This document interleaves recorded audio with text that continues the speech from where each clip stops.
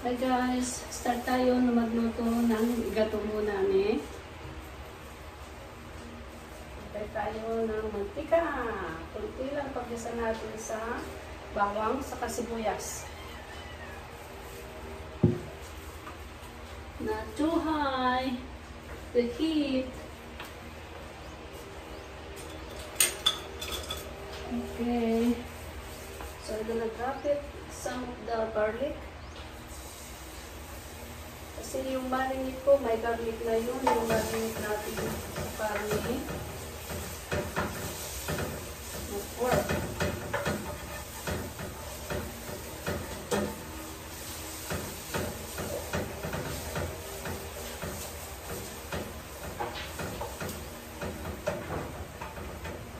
Then, lalagay natin yung onion.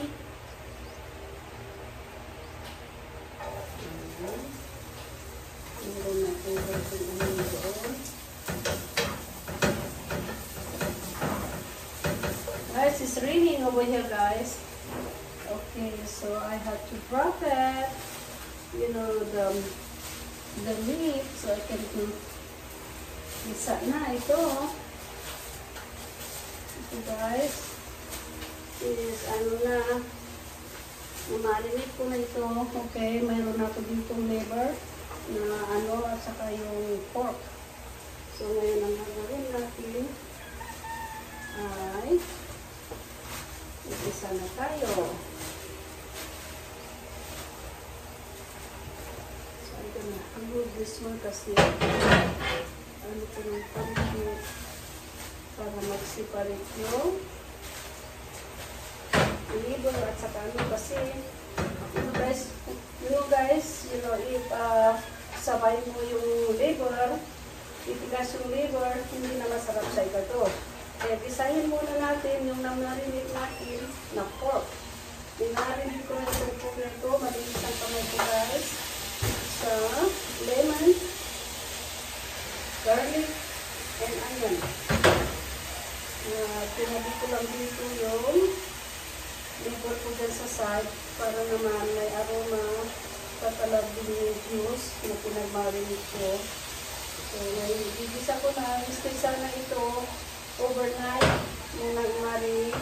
Ang sigado, mas lalong masarap. Nasa inyo guys, kung ano gusto nyo na pag-marinate, pwede rin ang pineapple. So, pero some other people, hindi sila you know, appreciate sa ano minsan sa pineapple. Kaya gusto nila yung original na Pilipino na gado. So, pero ako, simple lang ako nag-gado kasi ayaw ko rin yung maraming ingredients, guys. Okay. So, sinisiparate ko lang yung karne ng pork, yung lean, dahil ayaw kong isabay yung liver. Okay. Ito muna ko kasi 1 o'clock, alis kami. Pipikapin ko yung sister ko sa hotel. Yep. Yeah. Okay. So, ito na yun. Igisa muna tayo. Hanggang hindi konting lalambot ito. Lalambutin natin ng konti ito, guys. Okay, natin na for all. I just put only 1 tablespoon. So I just drop some, maybe 1 more tablespoon dito na oil para hindi matigas yung texture ng meat. Yung sinabi ko, we have a different style how to cook the gado.